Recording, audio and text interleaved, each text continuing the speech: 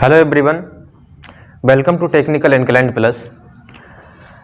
अब हम एक नया सब्जेक्ट स्टार्ट करने जा रहे हैं जो सर्वेइंग को हम सिस्टमेटिक ढंग से, सिस्टमेटिक तरह से पहले चैप्टर से लास्ट चैप्टर तक हम जाएंगे। इंट्रोडक्शन से हम स्टार्ट करेंगे, लास्ट में जो अपना फोटोग्रामेट्री और जो जीपीएस सिस्टम होता है हम इसको कवर करने वाले हैं। तो चलिए हम अपना इंट्रोडक्शन आज स्टार्ट करेंगे। ठीक है, इंट्रोडक्शन हम इसमें स्टार्ट करेंगे। तो इंट्रोडक्शन में हम क्या क्या चीज़ें पढ़ने वाले हैं, तो पहले हम उन चीज़ों को समराइज कर लेते हैं। इंट्रोडक्शन में किन किन चीज़ों को पढ़ने वाले हैं पहले हम उन चीज़ों को समराइज कर लेते हैं, फिर उसके बाद अपना वीडियो स्टार्ट करेंगे, अपना लेक्चर स्टार्ट करेंगे।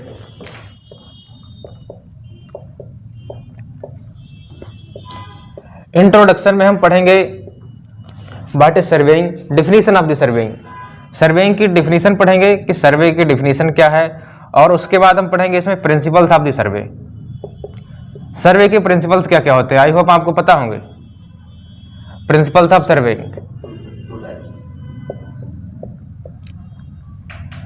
प्रिंसिपल्स ऑफ सर्वेइंग पढ़ेंगे। उसके बाद हम यहाँ पढ़ने वाले हैं type of survey, types of सर्वे पढ़ेंगे। और उसके बाद हम इसका क्लासिफिकेशन देखने वाले हैं, classification of survey.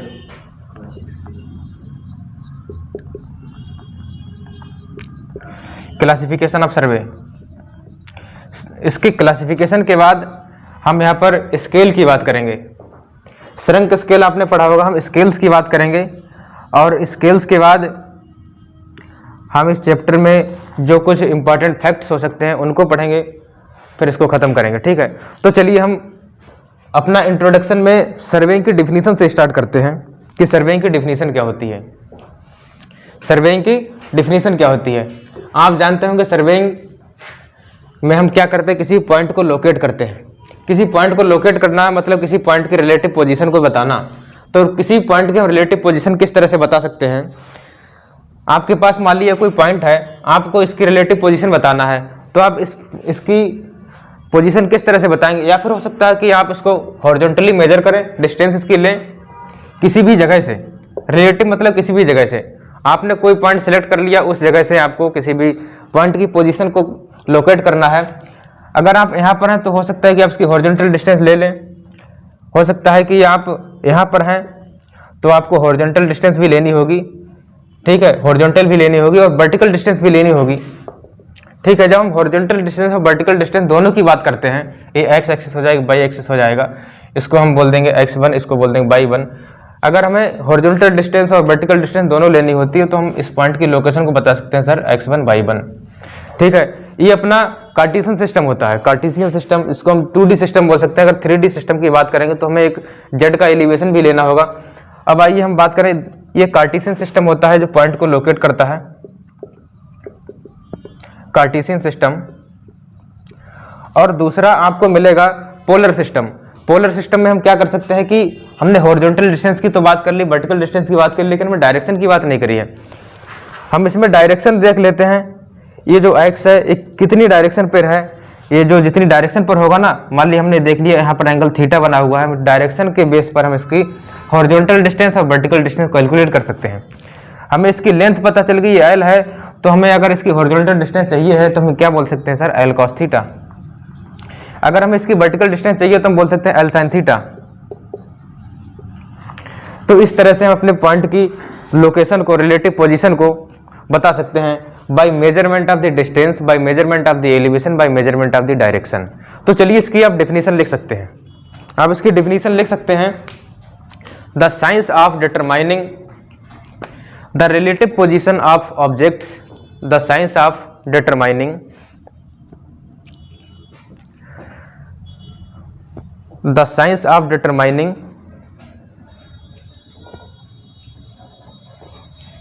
the relative position of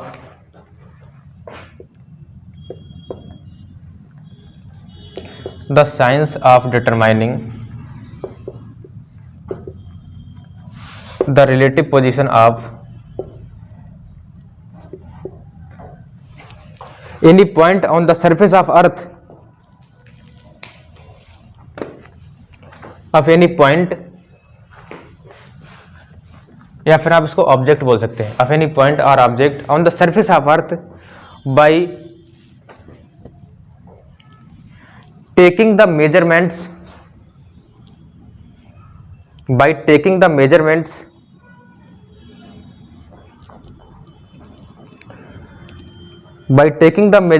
of distance, directions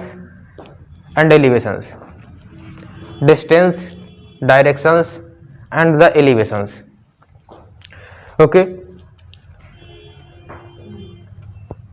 तो चलिए हमने ये चीज तो पढ़ ली है कि सर्वे क्या होता है। सर्वे में हम किसी ऑब्जेक्ट की या किसी पॉइंट की लोकेशन को बताते हैं।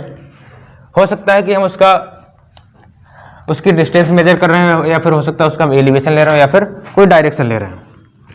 चलिए ये तो बात हो गई अपनी। अब हम थोड़ी टाइप्स ऑफ सर्वे की बात करेंगे। जब सर्वे करने जाते हैं तो हमें मेन दो तरह के सर्वे मिलते हैं ना, कि हमें एक सर्वे मिलेगा कि हम किसी बड़े रीजन में सर्वे कर रहे हैं, या फिर हम किसी छोटे रीजन में सर्वे कर रहे हैं। अगर 100-200 किलोमीटर स्क्वायर तक का एरिया है तब हम प्लेन सर्वे को इस्तेमाल करेंगे। अगर उससे ज़्यादा बड़ा एरिया है तो हम करेंगे जियोडेटिक सर्वे को इस्तेमाल। और जियोडेटिक सर्वे क्या होता है, प्लेन सर्वे क्या होता है, चलिए देखते हैं। एक तरफ हम लिखेंगे प्लेन सर्वे, एक तरफ लिखेंगे प्लेन सर्वे और दूसरी तरफ लिखेंगे जियोडेटिक सर्वे।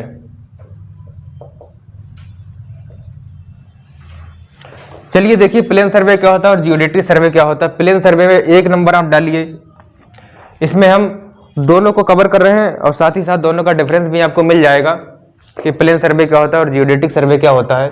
और एक जियोडेटिक सर्वे में एक हम और पॉइंट को डिस्कस करेंगे, इसमें एक पॉइंट और डिस्कस करेंगे जो काफ़ी इंपॉर्टेंट होने वाला है। तो देखिए जियोडेटिक सर्वे एक ऐसा सर्वे है जिसमें जो है अर्थ की कर्वेचर को कंसीडर किया जाता है। जियोडेटिक सर्वे में क्या है कि हम अर्थ की सरफेस देखते हैं, हमारे पास अर्थ मिलती है, अर्थ जिसको हम बोलते हैं पृथ्वी, ठीक है। अर्थ हमारी किस टाइप की होती है, अर्थ हमारी होती है ऑब्लेट स्फीयर टाइप की। ऑब्लेट स्फीयर हम जानते हैं कि अर्थ हमारी अंडाकार शेप में होती है ना, ऑब्लेट स्फीयर में होती है, ऑब्लेट स्फीयर होता है हमारा अर्थ।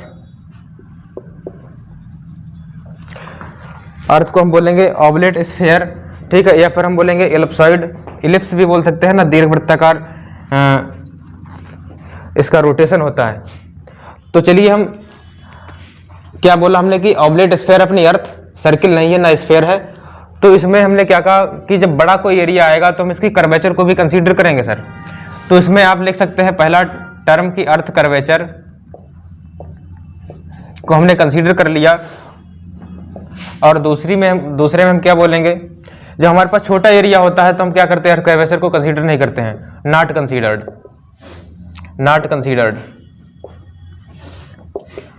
द अर्थ कर्वेचर, ठीक है।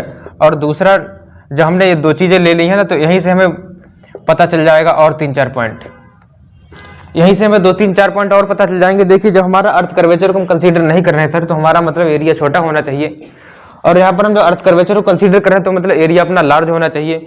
और दूसरा पॉइंट आपको क्या मिलेगा, ये मेथड जो है कुछ कम एक्यूरेट होने वाला है, क्योंकि हम यहाँ पर अर्थ की कर्वेचर को ले ही नहीं रहे हैं, तो यहाँ पे थोड़ी एरर हमें मिलने वाली है। तो दूसरा पॉइंट हम बोलेंगे स्मॉल एरिया, यहाँ पर बोलेंगे लार्ज एरिया। तीसरा पॉइंट हम यहाँ पर बोल सकते हैं सर ये लेस एक्यूरेट है, और यहाँ पर बोलेंगे मोर एक्यूरेट है, मोर एक्यूरेट है, ठीक है। ये लेस एक्यूरेट है और वो मोर एक्यूरेट है। और तीसरा पॉइंट हम क्या बोल सकते हैं, इसमें दो पॉइंट्स को ज्वाइन करती है।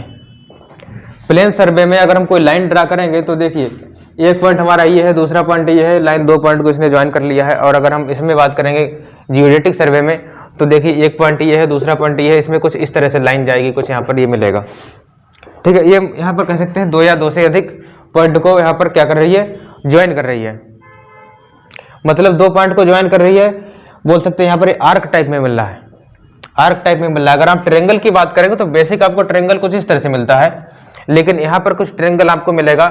प्लेन सर्वे में हम कुछ इस तरह का ट्रायंगल इस्तेमाल करते हैं, लेकिन जब जियोडेटिक सर्वे करते हैं तो यहाँ पर हमें कुछ ये ट्रायंगल मिलता है, हमें कुछ ये ट्रायंगल मिलेगा, ये ट्रायंगल मिलेगा, यहाँ पर कुछ एंगल मिलता है, इस तरह का ट्रायंगल मिलता है, तो इसको हम बोलेंगे स्फेरिकल ट्रायंगल। इसको बोलते हैं प्लेन ट्रायंगल और उसे बोलेंगे स्फेरिकल ट्रायंगल। आइए हम एक पॉइंट और यहाँ पर लिखते हैं। हम एक पॉइंट डैम बोल सकते हैं, ब्रिज बोल सकते हैं, हाईवे बोल सकते हैं, डैम बोल सकते हैं, एग्जाम्पल्स, ब्रिजेस बोल सकते हैं और हाईवेज बोल सकते हैं। ओके, और जियोडेटिक सर्वे किसके लिए इस्तेमाल होता है? जियोडेटिक सर्वे में हम कुछ बोलेंगे, कुछ नए पॉइंट्स। ये किसके किसके लिए यूज होता है? यूज इन द एस्टेब्लिशिंग, लिखिए आप, geodetic survey use in establishing the control point for the plane survey, use in establishing point,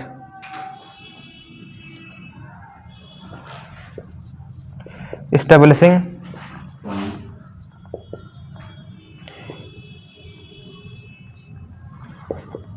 control point for the plane सर्वे।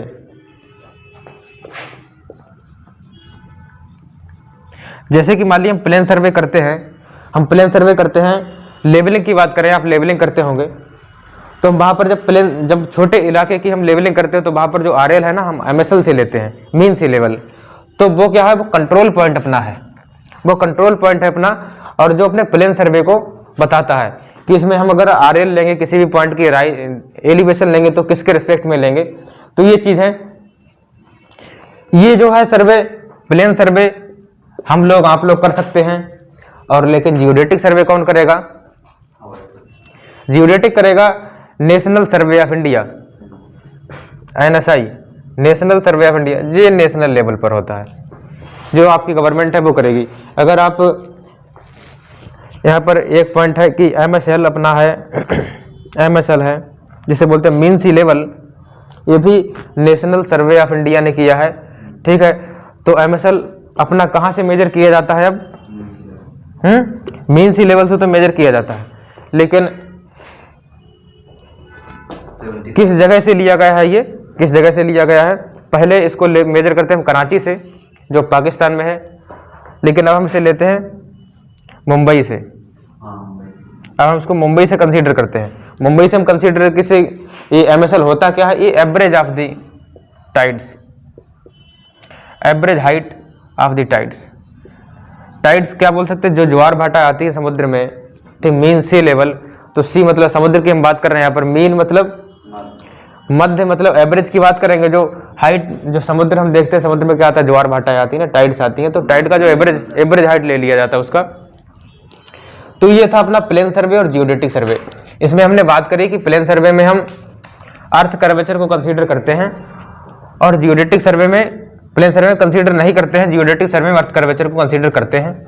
इसके लिए जो है स्मॉल एरिया होना चाहिए, इसके लिए लार्ज एरिया होना चाहिए। ये लेस एक्यूरेट होता है, मोर एक्यूरेट होता है। इसमें इसको इस्तेमाल करते हैं डैम्स में, ब्रिजेस में और हाईवेज में, और इसमें इसको इस्तेमाल करते हैं कंट्रोल पॉइंट को बनाने में। कंट्रोल पॉइंट बनाने में किसके लिए? वो भी सर्वे, प्लेन सर्वे के लिए। जो हम प्लेन सर्वे करते हैं उसके लिए कंट्रोल पॉइंट हम कैसे बनाएंगे। लेकिन हमने एक छोटी सी चीज़ नहीं देखी है अभी, एक हमने छोटी सी चीज़ नहीं देखी है। तो जब हमने बोला कि ये स्मॉल एरिया के लिए है तो कितना एरिया होना चाहिए? स्मॉल एरिया के लिए है तो कितना एरिया होना चाहिए? स्मॉल 260 आप बोलते हैं, उसे भी आप बोल सकते हैं। अगर 260 आपको नहीं दे रखा है तो आपको लगाना है यहाँ पर लेस देन 195.5 किलोमीटर स्क्वायर, और इसको लगाना है मोर देन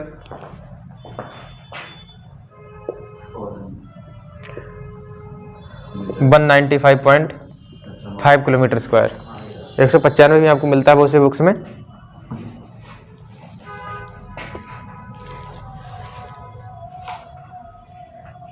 चलिए, हम इसके बाद हमने टाइप्स ऑफ सर्वे देख लिया है। इसके बाद हम छोटी सी बात करेंगे प्रिंसिपल्स ऑफ सर्वेइंग के लिए। आपने लिख लिया? नहीं लिख लिया? नहीं लिख लिया तो आप इसका स्क्रीनशॉट ले सकते हैं। सर्वे अब हम कवर करेंगे इसमें प्रिंसिपल्स ऑफ द सर्वे।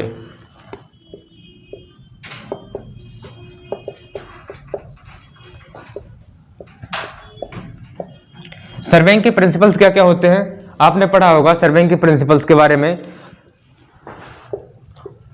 बहुत पहले से आप पढ़ते चले आ रहे होंगे, आपको समझ में तो आ जाता है कि working from whole to part, और दूसरा locate a new point with reference to the other 2 points. देखिए पहला क्या होगा, working from whole to part, working from whole to part. दूसरा हो जाएगा आपका locate a new point with the at least मतलब लीस्ट 2 रेफरेंस पॉइंट्स।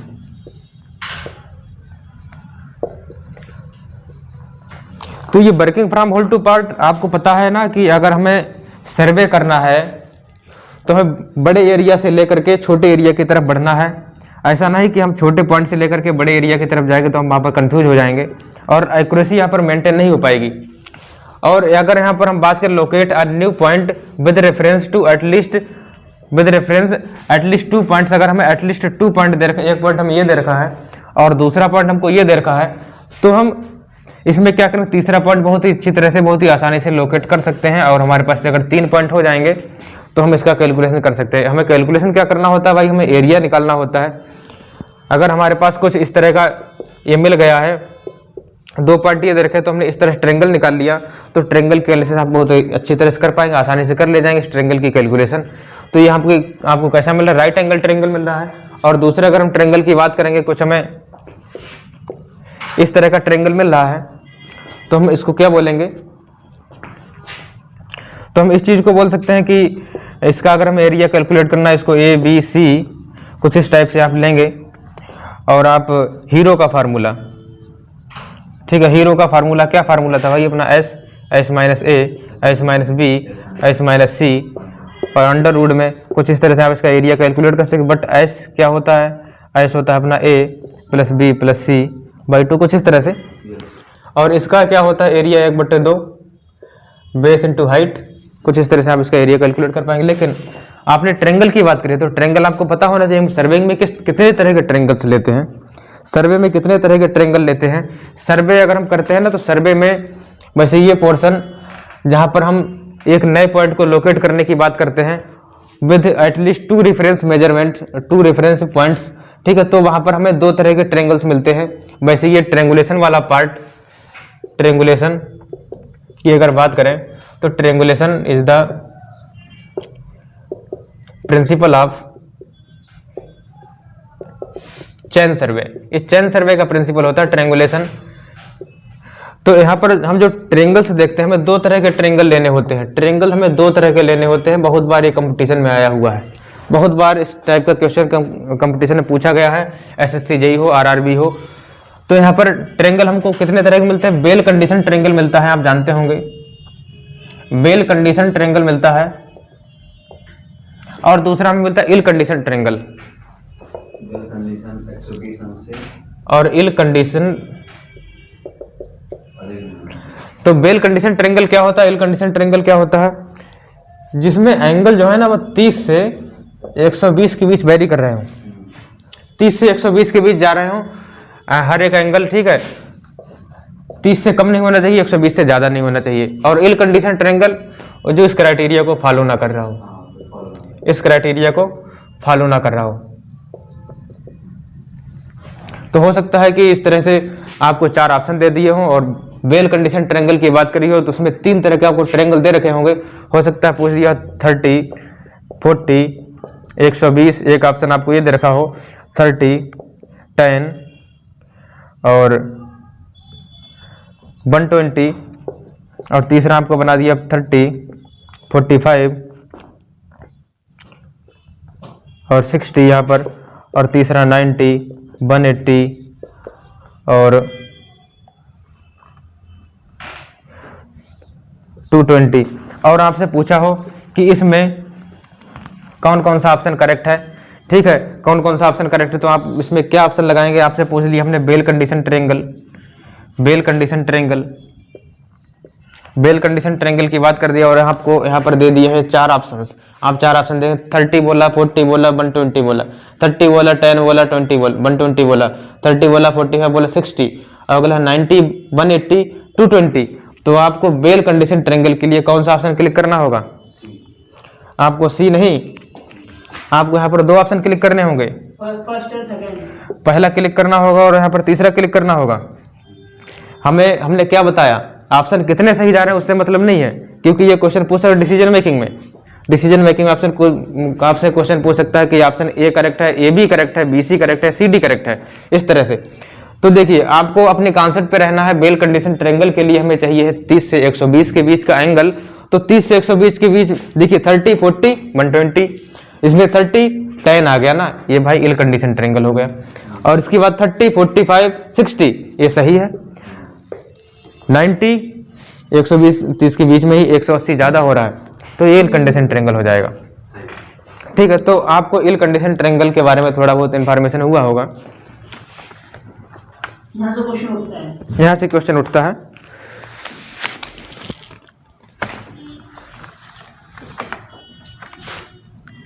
क्लासिफिकेशन सर्वे को जल्दी बढ़ाएंगे ना, जल्दी।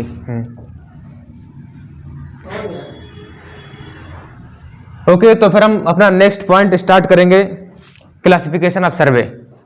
सर्वेइंग के हम क्लासिफिकेशन के बारे में बात करेंगे। सर्वे को हम कितने तरह से क्लासिफाई कर सकते हैं, तो आपकी बुक में बहुत टाइप की क्लासिफिकेशन दे रखे होंगे, लेकिन यहाँ पर ज़्यादा नहीं, बल्कि 3-4 क्लासिफिकेशन को उठाएंगे, उन पर बेस्ड हम सारे के सारे सर्वे को आगे बढ़ाने वाले हैं। ठीक है, तो हम क्लासिफिकेशन ऑफ सर्वे देखेंगे।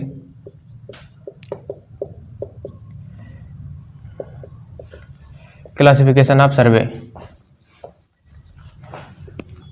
क्लासिफिकेशन ऑफ सर्वे, तो हम यहाँ पर सर्वे को 3 तरह से क्लासिफाई करने वाले हैं। पहला अपना तरीका रहेगा nature of the surveying. Nature of surveying, हम जो सर्वेइंग कर रहे हैं वो किस तरह का नेचर है लैंड का। ठीक है, किस तरह का लैंड का सर्वे है, नेचर है, या फिर आप यहाँ बोल सकते हैं field surveying, nature of the field for surveying, कुछ इस तरह से बोल सकते हैं। और दूसरा आपका यहाँ पर क्राइटेरिया रहने वाला है ऑब्जेक्ट ऑफ द सर्वेइंग। अगर हम सर्वे कर रहे हैं, सर्वे करने का ऑब्जेक्ट हमारा क्या है, ऑब्जेक्ट क्या है, object of the surveying,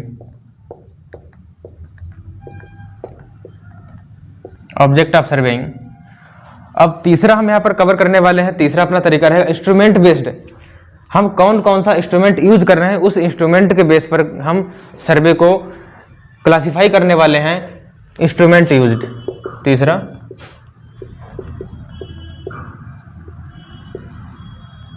instrument used. Okay, देखिए पहला आपको मिल गया nature of the surveying, nature of the field surveying, दूसरा आपको ऑब्जेक्ट ऑफ द सर्वेइंग, तीसरा आपको instrument used in the surveying. तो देखिए अगर हम नेचर की बात करें, नेचर ऑफ फील्ड, तो फील्ड हो सकता है कि भाई हम लैंड सर्वे कर रहे हो। ठीक है, एक लिख सकते हैं लैंड सर्वे,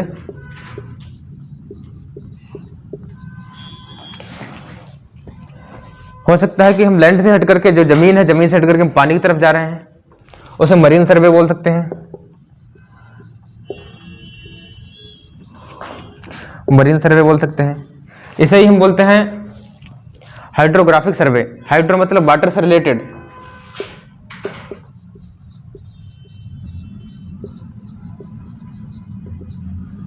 हाइड्रोग्राफिक सर्वे में आप बोल सकते हैं।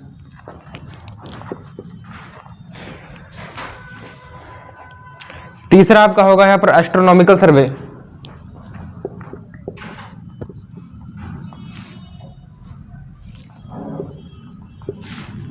दूसरा क्या? मरीन सर्वे, मराइन सर्वे, एस्ट्रोनॉमिकल सर्वे। ठीक है, हम लैंड सर्वे की बात करते हैं, तो लैंड सर्वे में हमारा जो मेन टाइप का सर्वे आता है उसको हम बोलते हैं कैडिस्ट्रल सर्वे, कैडिस्ट्रल सर्वे, कैडिस्ट्रल सर्वे। ठीक है,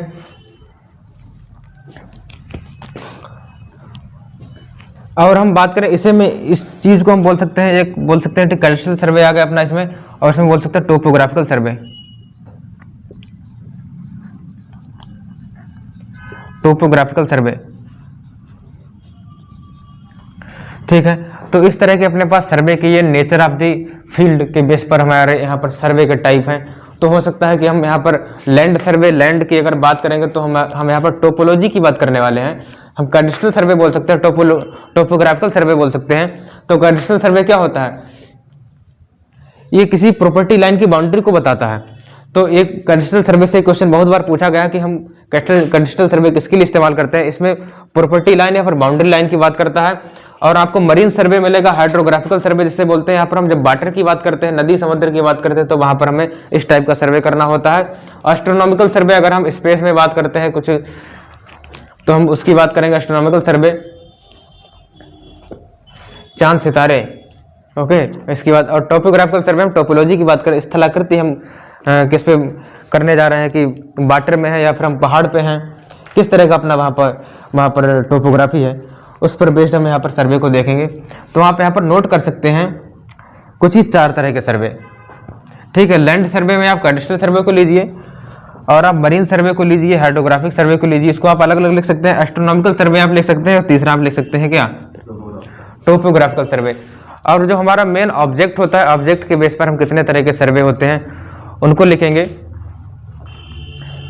इसमें आप लिख सकते हैं इंजीनियरिंग सर्वे। ओके, ऑब्जेक्ट आप सर्वे में लिख सकते हैं, पहला इंजीनियरिंग सर्वे, इंजीनियरिंग सर्वे। फिर होता है मिलिट्री सर्वे, फिर होता है जियोलॉजिकल सर्वे, आर्कियोलॉजिकल सर्वे और माइन सर्वे। दूसरा कौन सा होता है इंजीनियरिंग सर्वे? दूसरा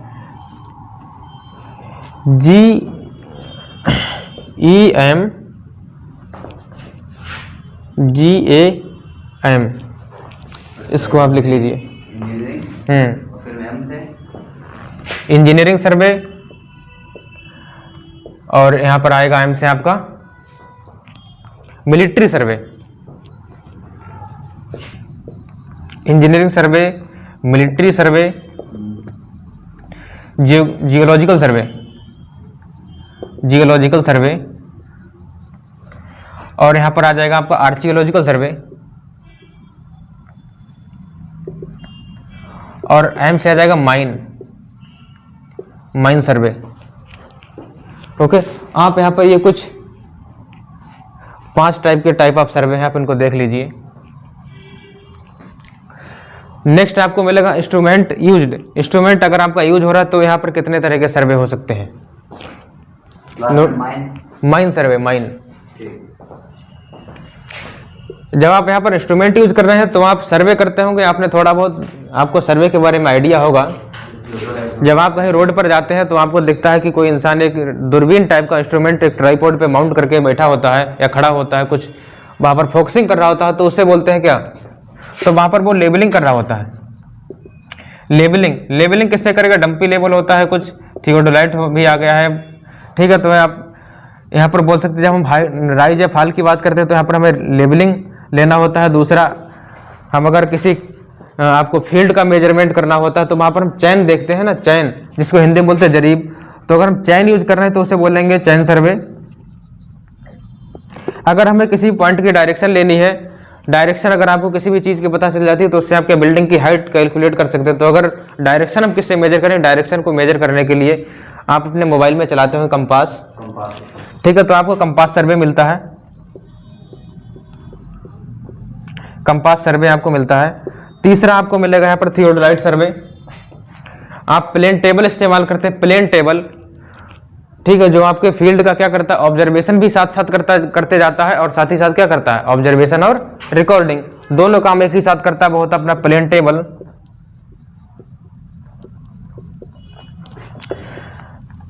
जो थियोडोलाइट होता है, थियोडोलाइट का हम एडवांस लेवल जब इस्तेमाल करते हैं तो उसे क्या बोलेंगे, टैकोमीटर। तो टैकोमीटर हम इस्तेमाल करते हैं। टैकोमीटर एक एडवांस डिवाइस है जिसमें थियोडोलाइट भी होता है और प्लस इलेक्ट्रॉनिक डिस्टेंस मेजरमेंट वाला सिस्टम भी होता है। इलेक्ट्रॉनिक डिस्टेंस मेजरमेंट जिसमें कुछ रेज होती हैं और किसी भी आपका जो ऑब्जेक्ट होता है उस पर डायरेक्ट। दूसरा कौन सा? थियोडोलाइट। हाँ, डंपी लेवल है, टिल्टिंग लेवल है, बहुत टाइप के लेवल होते हैं। आप केवल लेवलिंग को यहाँ पर लिखिए, चैन सर्वे को लिखिए, कंपास को लिखिए, प्लेन टेबल को लिखिए, टैकोमीटर को लिखिए। और बाकी तो आपको पता होगा जब चैन सर्वे करते हैं तो यहाँ पर क्या करना होता है, ट्रायंगुलेशन करना होता है। यहाँ पर हमें ट्रायंगुलेशन करना होता है चैन सर्वे में। और जब हम कंपास सर्वे की बात करते हैं, कंपास सर्वे की, तो कंपास सर्वे का मेन प्रिंसिपल क्या होता है, हमें पूरा जितना भी फील्ड है सर, जितना भी फील्ड है हमें उस पूरे फील्ड को ट्रेवर्स के रूप में लाना है, ट्रेवर्स के रूप में लाना है। तो इसमें हम ट्रेवर्सिंग करते हैं, इसमें हम क्या करेंगे, ट्रेवर्सिंग करेंगे। तो ट्रेवर्स हमारे पास यहीं पे देख लेते हैं, ट्रेवर्स हमारे पास दो तरह के होते हैं, क्लोज ट्रेवर्स होता है और ओपन ट्रेवर्स होता है। तो मेन बात यह है कि ट्रेवर्स होता क्या है, हमने ट्रेवर्स ये तो देख लिया, क्लोज होता है, ओपन होता है, व्हाट इज द ट्रेवर्स। तो ट्रेवर्स कुछ नहीं, ट्रेवर्स लाइनें होती हैं, ट्रेवर्स इज द लाइन, इसको बोलेंगे लाइन, जिसकी हमें डायरेक्शन भी पता है और जिसकी हमें डिस्टेंस भी पता है, जिसकी हमें डायरेक्शन भी पता है कि इस डायरेक्शन में ये चीज जाएगी, और हमें इसकी डिस्टेंस भी पता है। जब हमें किसी भी लाइन की डायरेक्शन और डिस्टेंस दोनों पता होती है तो हम उसको बोलेंगे ट्रेवर्स, और उन लाइन को ज्वाइन करने की जो प्रोसेस है, जो मेथड है, उसे बोलेंगे ट्रेवर्सिंग। तो ट्रेवर्सिंग हमारे पास दो तरह की होती है, क्लोज ट्रेवर्स होता है, एक ओपन ट्रेवर्स होता है। तो ओपन ट्रेवर्स किस तरह का होगा सर, कि हमें एक लाइन, हमने यहाँ से कुछ शुरू किया है, एक लाइन अपनी ये गई, फिर हमने यहाँ शुरू कर दी, कुछ ये गई, फिर यहाँ पर आई, फिर ये गई, फिर कुछ यहाँ पर आई, फिर कुछ यहाँ पर आई, लेकिन जहाँ से स्टार्ट हुई और जहाँ पर एंड हुई, स्टार्ट और एंड पॉइंट में आपस में जो है कोई कॉम्बिनेशन नहीं बना। और क्लोज ट्रेवर्स क्या होगा, जहाँ से हमने सर्वे को स्टार्ट किया और वहीं पर आकर के खत्म हो गया, फिनिश हो गया, ठीक है, तो इसको बोलेंगे क्लोज ट्रेवर्स। तो ये अपना ये था जिसमें हम बोलेंगे इंस्ट्रूमेंट यूज। जो इंस्ट्रूमेंट जब हम यूज कर रहे थे तो देखिए लेबलिंग की हमने बात कर दी, इसमें हम थियोडोलाइट की बात कर सकते हैं, या फिर डंपी लेवल जो हम इस्तेमाल करते हैं, और क्या करते हैं, टिल्टिंग लेवल, ठीक है। और चैन सर्वे, इसमें हम चैन को इस्तेमाल करते हैं, टाइप्स ऑफ चैन आगे पढ़ेंगे अभी हम। कंपास सर्वे की बात, कंपास हम कितने तरह के कंपास सर्वे में इस्तेमाल करते हैं, दो तरह के, प्रिज्मेटिक और सर्वेयर। और प्लेन टेबल की बात करते हैं, प्लेन टेबल में क्या करते हैं, एक टेबल होता है, टेबल पर सीट रखते हैं, सीट पे एडलेट जो होता है, एडलेट से हम फोकस करते हैं फिर रेंजिंग रॉड को, और वहां पर रिकॉर्डिंग भी होता है साथ में, और साथ ही साथ ऑब्जर्वेशन भी करते जाते हैं फील्ड का। और tachometer is the advance device of the theodolite, जिसमें थियोडोलाइट में क्या करते थे, आपको पता होगा, थियोडोलाइट में हम केवल हॉरिजॉन्टल एंगल और वर्टिकल एंगल को मेजर करने की बात करते थे। और लेकिन जब टेकोमीटर की हमने बात करी तो हॉरिजॉन्टल और वर्टिकल एंगल तो हम मेजर करेंगे, लेकिन प्लेन एरिया होना चाहिए उसके लिए। और लेकिन जब हम पहाड़ वाला इलाका जाएंगे, ऊबड़ खाबड़ को, उसकी टोपोग्राफी अच्छी नहीं होगी, तो हम उस जगह पर टेकोमीटर का इस्तेमाल करेंगे। ये क्या करता है, कैसा भी इलाका हो उसमें आपका हॉरिजॉन्टल एंगल तो मेजर हो ही जाएगा, वर्टिकल एंगल भी मेजर हो जाएगा, लेकिन उसकी डिस्टेंस भी मेजर करके बहुत ही जल्दी दे देता है। इसमें एक एडवांस डिवाइस होती है जिसे बोलते हैं ईडीएम। ये बहुत ही इंपॉर्टेंट पॉइंट है। ईडीएम हो सकता है आपसे पेपर में केवल इसके डिफिनीशन, इसकी फुल फॉर्म पूछ ले। इस सर्वेइंग का टर्म है ईडीएम, इसका फुल फॉर्म होता है electronic distance measurement. Electronic distance measurement, इसमें कुछ ऐसी मैकेनिज्म होती है टेकोमीटर में जो कि किसी भी पॉइंट का, किसी भी ऑब्जेक्ट जो होता है उसका डिस्टेंस ही मेजर कर देता है। वो सब चीजें होती हैं, वो आगे डिस्कस करी जाएगी one by one. Classification of सर्वे में जो भी हमने डिस्कस किया है, नेचर ऑफ सर्वे डिस्कस किया है, नेचर ऑफ फील्ड सर्वेइंग के बेस पर हमने टाइप ऑफ सर्वे को देखा, लैंड सर्वे देखा, मरीन सर्वे देखा, एस्ट्रोनॉमिकल, टोपोग्राफिकल, ठीक है। और हमने ऑब्जेक्ट ऑफ सर्वे में देखा है EMGAM की हमने बात कर ली, इंजीनियरिंग सर्वे मिला, यहाँ से मिलिट्री सर्वे मिला, यहाँ से जियोलॉजिकल मिला, आर्कियोलॉजिकल मिला। आर्कियोलॉजी क्या होता है, आर्कियोलॉजी क्या होता है, आर्कियोलॉजी होता है पुरातत्व विज्ञान। हिंदी में बात करें, पुराने जहाँ पर अवशेष रखे हुए हैं, अगर हम उनकी बात करेंगे, अवशेष रखे नहीं बल्कि हम आर्कियोलॉजी की बात करेंगे। हम कहीं कहीं पे सर्वे कर रहे होते हैं या फिर हमें कुछ नई चीज़ों को देखना होता है, ठीक है, जो हम पुराने को मान करके नई चीज को, बिल्कुल पुरानी चीज़ को मान करके नई चीज़ नहीं, बल्कि हम कहीं पर कुछ कर रहे होते हैं, हमें देखना होता है कि यहाँ पर जो है कोई भी राजा महाराजा रह रहा था, उसका कितना अवशेष यहाँ पर मिल रहा है, या फिर हम पूरा पाषाण काल, नव पाषाण काल जो अपना चल रहा था उसके अगर हम अवशेष मिल रहे हैं, मेसोपोटामिया की अगर बात करें, सिंधु घाटी सभ्यता की बात करें, अगर हम उस तरह के अवशेष मिल रहे हैं तो वहाँ पर आर्कियोलॉजिकल सर्वे हमें करना होगा। माइन सर्वे क्या होता है, माइन सर्वे अगर हम खान की बात करें, खानों की बात करें, कोयले की खान होती है, ठीक, सोने की खान होती है ना, सोने की खान कहाँ है, सोने की खान का नाम क्या है, कोलार खान होती है ना, कोलार खान कहाँ पे है, कोलार खान उड़ीसा में है, ठीक है। और ये कोयले की अगर बात करें, कोयला कहाँ पे मिलता है? झारखंड में। चलिए ठीक है। अब हम इसमें ऑब्जेक्ट ऑफ सर्वेइंग जो हमने बोला है, हम आपको कुछ इंपॉर्टेंट जो सर्वेइंग के टाइप हैं जहाँ से क्वेश्चन बनता है, हम केवल उनको लिखेंगे यहाँ पर अपने नोट्स में, कुछ समराइज करेंगे उन सर्वे के टाइप को। बल्कि ये पूरा का पूरा क्लासिफिकेशन तो है ही, इतने टाइप्स आपको पता होने चाहिए। अगर आप ये ध्यान नहीं रखते हैं, लेकिन जो मैं आगे 4-5 टाइप बताने जाऊंगा वो आपको पता होने चाहिए। हम यहाँ पर कुछ मेन टाइप ऑफ सर्वे देखेंगे। इसमें आप पहला पॉइंट लिखेंगे टोपोग्राफिकल सर्वे।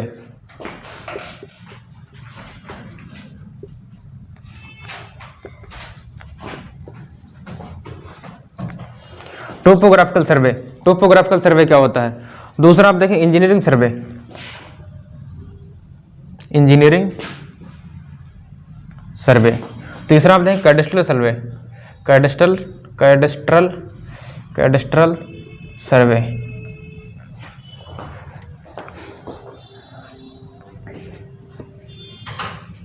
हाइड्रोग्राफिक सर्वे आप देखें इसके बाद।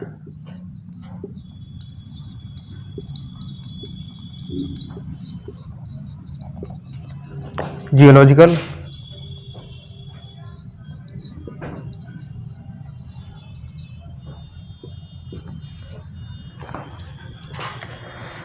फिर एस्ट्रोनॉमिकल,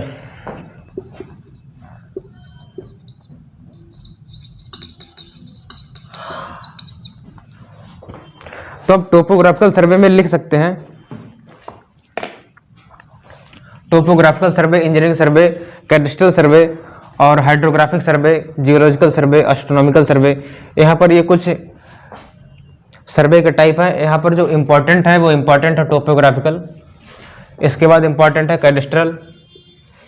ए से लेकर जेई तक सभी में पूछा जाता है यहाँ से क्वेश्चन। हाइड्रोग्राफिक भी पूछ लिया जाता है कभी कभी, ठीक है। एस्ट्रोनॉमिकल भी आता है, एस्ट्रोनॉमिकल भी आता है। देखिए 6 लिखा है, 6 में से 4 तो आते ही हैं। तो चलिए लिखिए, थोड़ा जल्दी बढ़ेंगे इसमें। To locate the natural and the artificial features on the earth surface, to locate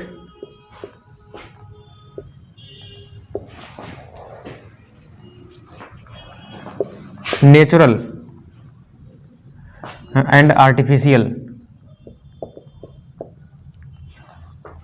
features. Natural और आर्टिफिशियल फीचर्स की बात करेंगे, कहां पर है? On the surface of earth.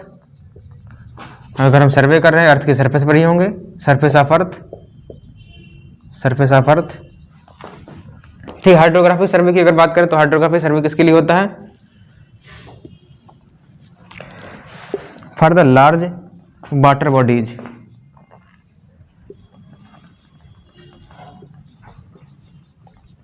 Large water bodies की बात करेंगे। लार्ज बॉडी ऑफ वाटर बोल सकते हैं। तो यहाँ पर हमें क्या क्या मिलेगा? यहाँ पर हम लेक की बात कर सकते हैं, रिवर की बात कर सकते हैं, ओशियन की बात कर सकते हैं, ठीक है, पानी से रिलेटेड है। तो इसमें भी लार्ज वाटर बॉडी तो इम्पॉर्टेंट टर्म है ही, लेकिन इसमें भी एक इम्पॉर्टेंट टर्म है। हम इसमें बात करेंगे फ्लक्चुएशन ऑफ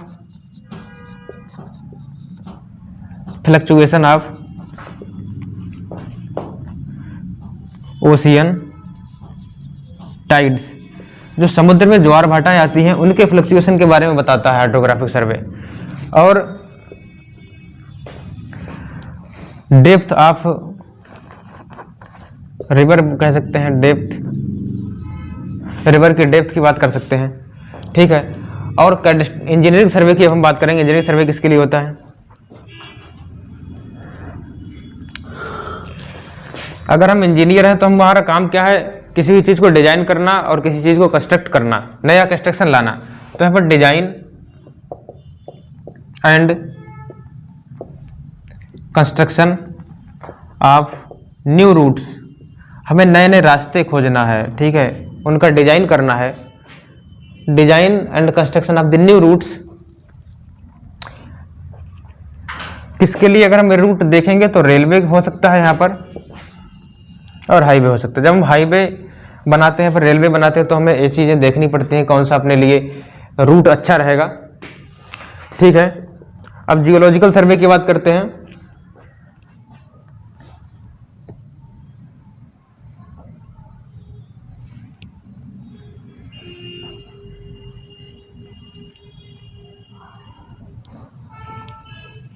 एक लिखा construction of new routes for the railway and highway.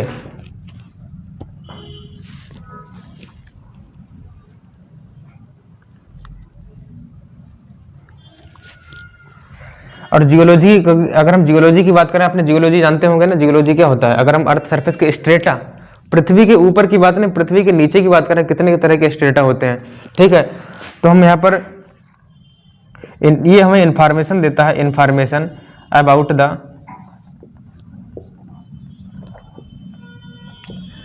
Strata of earth.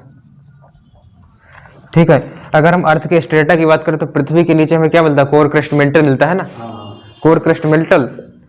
तो यहाँ पर हम क्या देखते हैं, कितने तरह के स्ट्रेटा है वहाँ पर सॉइल के। ठीक है, अगर हम कहीं देख रहे हैं कि हमें सॉइल का अगर डिपॉजिट कहीं पे मिल रहा है, तो मिट्टी में क्या, यहाँ पर केले मिल रही थी, फिर आगे जाके पत्थर मिलने लगा है। तो इस तरह का हमें अगर ये क्लासिफिकेशन करना, अगर हमें इस तरह के सॉइल जो अपना अर्थ स्ट्रेटा है, अगर हमें उसकी कोई इन्फॉर्मेशन चाहिए है कि कहाँ तक ये सॉलिड है, फिर उसके बाद कहाँ पे ये लूज है, लूज टाइप की सॉइल मिलेगी, तो उसके लिए हमें जियोलॉजिकल सर्वे करना होगा। अब हम मूव करेंगे अगले कैडस्ट्रल सर्वे की तरफ। तो फिर लिख सकते हैं to fix the property line. Cadastral survey very important है यहाँ पर। To fix the property line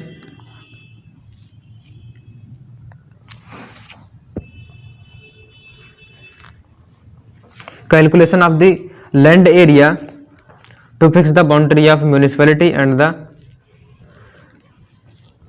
state calculation of the land area। Next मिलेगा to fix boundary of municipality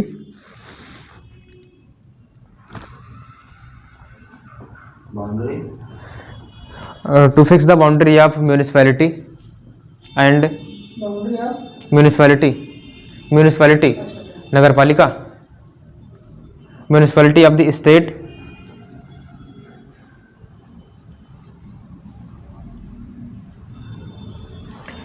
ठीक है। तो आप यहाँ पर क्या कहेंगे, आपको 2-3 पॉइंट यहाँ पर याद रखने हैं कि कैलकुलेशन ऑफ एरिया,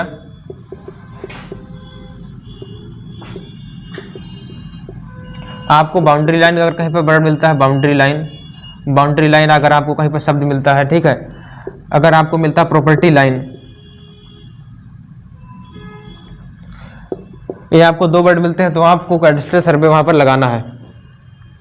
कैडस्ट्रल सर्वे वहां पर आपको ऑप्शन क्लिक करना है। देखिए, अगर हमें किसी भी जगह की अगर लोकेशन को दिखाना होता है मैप पर, तो हम उसके लिए क्या करते हैं, उसका लैटिट्यूड लेते हैं। अगर आप जहाँ पर बैठे हैं, अगर आप उस जगह की लोकेशन को डालेंगे मोबाइल पर या फिर गूगल पर, तो वो आपको बताएगा, लैटिट्यूड बताएगा उसका, और उसका लॉन्गिट्यूड बताएगा, आप कितने लैटिट्यूड में कितने लॉन्गिट्यूड में यहाँ पर बैठे हुए हैं। तो एस्ट्रोनॉमिकल सर्वे में बस वही इंफॉर्मेशन देता है, it gives information about the latitude. आप लिख सकते हैं to find the latitude, to find latitude and to find longitude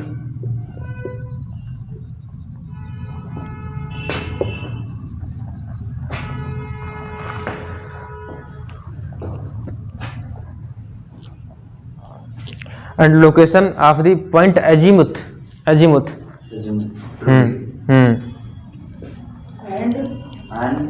ये to find latitude and longitude, अच्छा longitude, azimuth, local time at the various places, azimuth भी है इसमें, हाँ, और कह सकते हो to find the local time at various places. अगर हमें लोकल टाइम की बात करनी है, GMT लेते हैं ना, to find the local time at various places,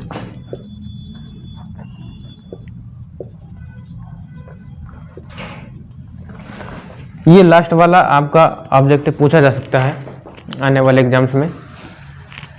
तो यहाँ पर हमने कुछ सर्वे के टाइप कवर किए हैं, टोपोग्राफिकल सर्वे, हाइड्रोग्राफिक सर्वे, इंजीनियरिंग सर्वे, जियोलॉजिकल सर्वे, एस्ट्रोनॉमिकल सर्वे, कैडेस्ट्रल सर्वे। चलिए एक बार इसको सही तरह से देख लेते हैं। अगर हम टोपोग्राफिकल सर्वे की बात करें तो किसके लिए? To locate the nature and artificial features on the surface of earth. Earth की सरफेस पे कौन से नेचुरल और आर्टिफिशियल फीचर्स हैं उनके बारे में बताएगा। हाइड्रोग्राफिक सर्वे के बारे में बात करें, हाइड्रोग्राफिक, हाइड्रो का मतलब होता है वाटर, वाटर से रिलेटेड मिलेगा आपको। लार्ज वाटर बॉडीज की बात करें, अगर आपको हाइड्रोग्राफिक सर्वे के बारे में अगर कोई चीज मिलती है तो आपको यहाँ पर लगाना क्या है? लार्ज वाटर बॉडीज लगाना है। लेक की बात करेगा, यहाँ पर रिवर की बात करेगा, ओशियन की बात करेगा, ठीक है। और यहाँ पर fluctuations of the ocean tides और डेप्थ का कैलकुलेशन होता है हाइड्रोग्राफिक सर्वे में। और जियोलॉजिकल सर्वे में अगर बात करें तो उसमें क्या इंफॉर्मेशन था? Information about the earth strata, earth strata के बारे में बताएगा। इंजीनियरिंग सर्वे की बात करें, हम तो इंजीनियर हैं, सभी लोग जानते ही हैं कि इंजीनियर का काम क्या होता है? डिजाइन करना और कंस्ट्रक्शन करना। तो डिजाइन हम कर रहे हैं, कंस्ट्रक्शन कर रहे हैं, किसके लिए? बिल्डिंग के लिए नहीं, बल्कि हम रेलवे और हाईवे के लिए हम क्या करेंगे? यहाँ पर एक बेस्ट रूट फाइंड करेंगे, बेस्ट रूट फाइंड करेंगे। और कैडेस्ट्रल सर्वे की अगर हम बात करें, कैडेस्ट्रल सर्वे होता है, इसमें आपको केवल आपको 2 पॉइंट यहाँ पर क्लियर कर लेने हैं और 2 पॉइंट क्लियर करने से आपको यहाँ पर 2 नंबर मिल सकता है। वह कैलकुलेशन ऑफ द एरिया छोड़ सकते हैं। बाउंड्री लाइन की अगर कहीं पर बात करेगा, अगर यहाँ पर कहीं प्रॉपर्टी लाइन की बात करेगा तो आपको लगाना है कैडेस्ट्रल सर्वे।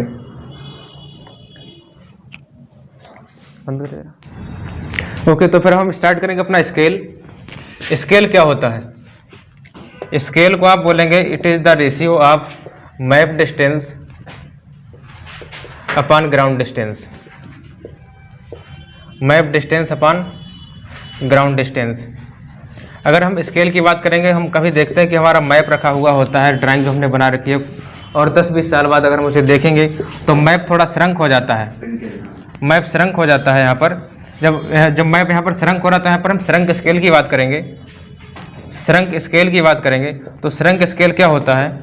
श्रंक स्केल होगा यहाँ पर श्रंक, कितनी लेंथ अपनी श्रंक हुई है, तो श्रंक लेंथ अपान, हमें ओरिजिनल लेंथ लेना होगा, ओरिजिनल लेंथ, ओरिजिनल लेंथ, ठीक है। Shrunk length upon original length, ये जो श्रंक स्केल है, हम इस चीज को बोल सकते, shrunk length upon original length को बोल सकते हैं ना, इसको हम बोल सकते हैं श्रंकेज फैक्टर, इसको श्रंकेज फैक्टर बोलेंगे। अब देखिए, अगर हमसे कोई पूछ रहा है कि श्रंकेज फैक्टर, यहाँ पर अगर कोई डायरेक्ट पूछ रहा है ना कि श्रंक स्केल क्या हो रहा है, श्रंक स्केल, श्रंक स्केल यहाँ से डायरेक्ट पूछ रहा है, तो हम या तो ये लगा सकते हैं shrunk scale upon shrunk length upon original length, या फिर हम ये लगा सकते हैं कि shrinkage factor into the original scale. हमारा ये दूसरा तरीका हो जाएगा, दूसरा ये तरीका है श्रंक स्केल को कैलकुलेट करने का, ठीक है। अब हम इसमें देखें, जब हम ड्राइंग बनाते हैं तो उसमें कितने मैक्सिमम एरर है, कितनी मैक्सिमम एरर है जो एक्सेप्टेबल है, मैक्सिमम एरर कितनी ले सकते हैं? 0.25 mm तक की एरर चल सकती है ड्राइंग अगर हम बनाते हैं तो।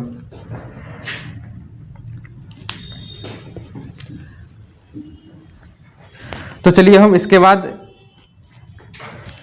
थोड़ी बात करें करेक्ट लेंथ की।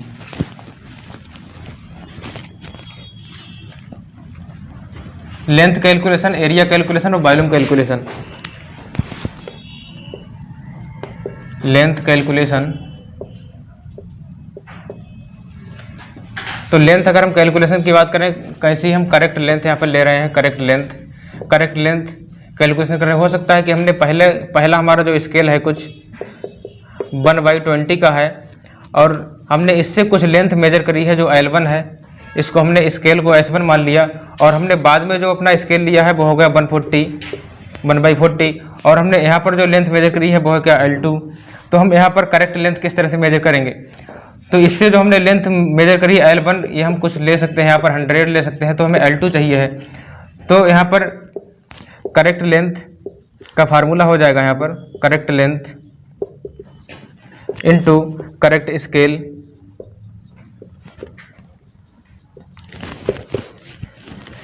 बराबर आप करेंगे यहाँ पर जो स्केल आपने पहले ली थी, जो एरर वाली स्केल है, इनकरेक्ट स्केल या फिर इनकरेक्ट स्केल आप यहाँ पर बोल सकते हैं, इनकरेक्ट स्केल,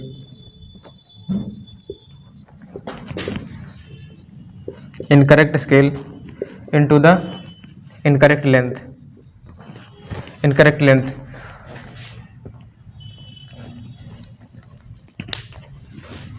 और अब अगर हम यहाँ से एरिया की बात करेंगे, एरिया मेजरमेंट, करेक्ट एरिया हमें चाहिए है, करेक्ट एरिया में चाहिए यहाँ पर। तो देखिए यहाँ पर जो हमने स्केल ली है, अपनी स्केल जो हमने ली है, इनकरेक्ट स्केल और अपन करेक्ट स्केल, तो जो स्केल है स्केल का ही स्क्वायर होगा और एरिया अपना यहाँ पर इनकरेक्ट वाला चलेगा, इनकरेक्ट वाला यहाँ पर अपना एरिया चलेगा। और अगर हम वॉल्यूम कैलकुलेशन की बात करेंगे तो बस यही करेक्ट वॉल्यूम आपको लिखना है और जो स्केल है इस वाले रेशियो का पावर 3 कर देना है और यहाँ पर आपको रखना है क्या, इनकरेक्ट वॉल्यूम, इनकरेक्ट वॉल्यूम।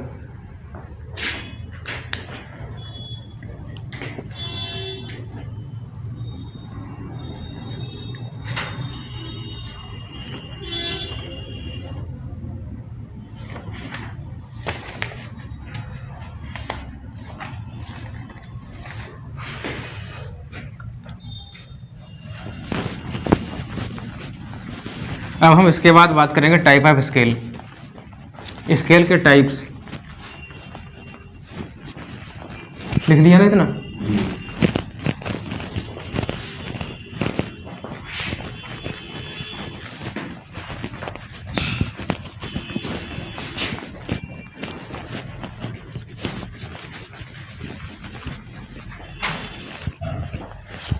अब हम यहाँ पर बात करेंगे type of scale.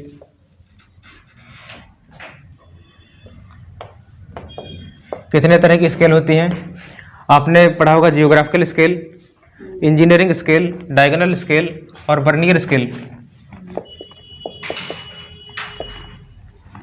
Diagonal scale, चलो वर्नियर स्केल लिख दिया यहाँ पर।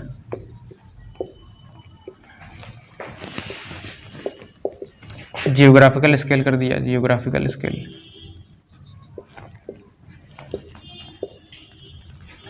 इंजीनियरिंग स्केल,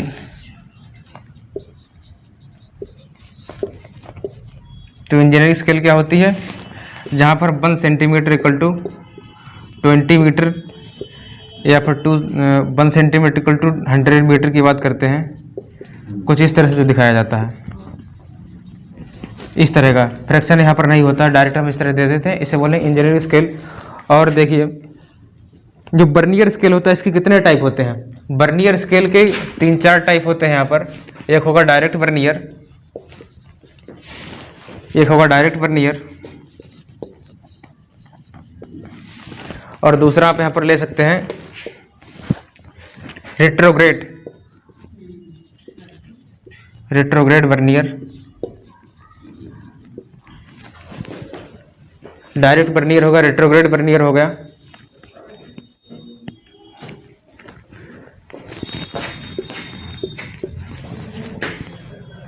एक्सटेंडेड वर्नियर लेंगे,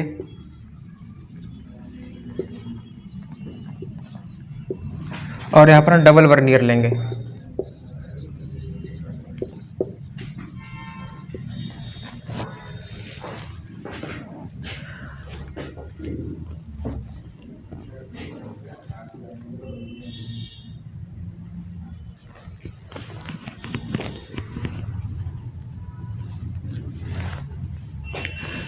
इसमें आपको एक पॉइंट लिखना है, जियोग्राफिकल सर्वे जो होता है, जो सर्वे मैप होते हैं, सर्वे मैप, इनको बनाने में जियोग्राफिकल स्केल लिया जाता है। और डायरेक्ट वर्नियर इस पे बेस्ड, डायरेक्ट और रेट्रोग्रेड, ये दो इम्पॉर्टेंट है, इन पे कुछ लिखते हैं।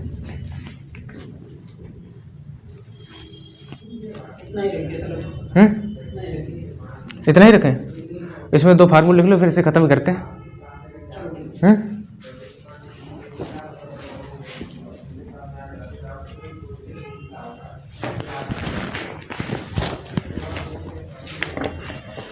चलो डायरेक्ट वर्नियर में एक फार्मूला लिख लो, लीस्ट काउंट का फार्मूला होगा एस अपान एन, एन क्या, एस क्या होता है, एस क्या होता है, एन होता है number of sub division in the main scale. Vernier आप जानते हैं कितने तरह के उसमें स्केल होते हैं। बर्नियर कुछ मोबाइल में मिल जाएगा किस तरह का होता है, स्क्रीन पे मिल जाएगा फोटो। उसमें आपका मेन स्केल होता है, मेन स्केल का सब डिवीजन लेते हैं और फिर बर्नियर स्केल का सब डिवीजन लेते हैं। Number of division of the vernier scale, number of division of the sub scale, main scale divide करेंगे तो मिलेगा कि लीस्ट काउंट। तो यहाँ पर हम number of sub division in the main scale और बर्नियर स्केल की अगर हम यहाँ पर बात करें तो देखिए number of division the vernier scale is the n-1 of the main scale. Main scale से एक कम होगा यहाँ पर, और हम यहाँ पर भी लिस्ट काउंट का फार्मूला वही रहेगा S/n। और यहाँ पर जो नंबर ऑफ सब डिवीजन का फार्मूला क्या होने वाला है, नंबर ऑफ सब डिवीजन आपको मिलेगा उसमें ज़्यादा होता है n+1। मेन स्केल में जो है उससे एक ज़्यादा यहाँ पर होने वाला है। और आगे हम एक्सटेंडेड बर्नियर की अगर बात करेंगे, एक्सटेंडेड बर्नियर की बात करें तो यहाँ पर number of division in the vernier scale is the 2n-1 in the main scale. ठीक है, तो यहाँ पर आपको, और इसमें लिस्ट काउंट का जो फार्मूला है, लिस्ट काउंट का फार्मूला यहाँ पर ये देखिए सब सेम होने वाला है। यहाँ पर लिस्ट काउंट का फार्मूला थोड़ा बदल जाएगा, यहाँ पर लिस्ट काउंट का फार्मूला थोड़ा बदल जाएगा। वो 2s माइनस बी यहाँ पर आपको मिलने वाला है। 2s 2 times of the main scale minus b the number of division in the vernier scale, कुछ ये मिलने वाला है आपको।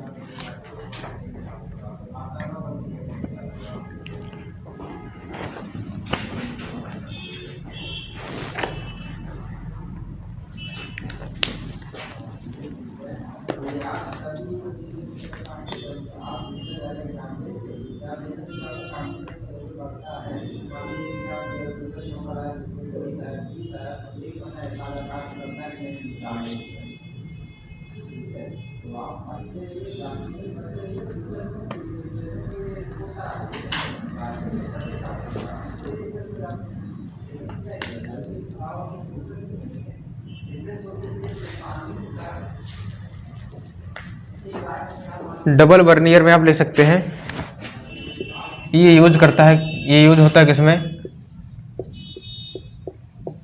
मेजरमेंट ऑफ एंगल्स, या फिर कह सकते हैं एंगल मेजरमेंट। एंगल मेजरमेंट में डबल बर्नियर इस्तेमाल होता है। आपने देखा होगा ग्रेजुएशंस होती है, सर्कल्स होती हैं, सर्कुलर प्लेट होगी उस पर ग्रेजुएशंस होगा।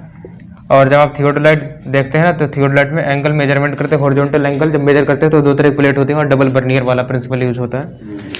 ठीक है।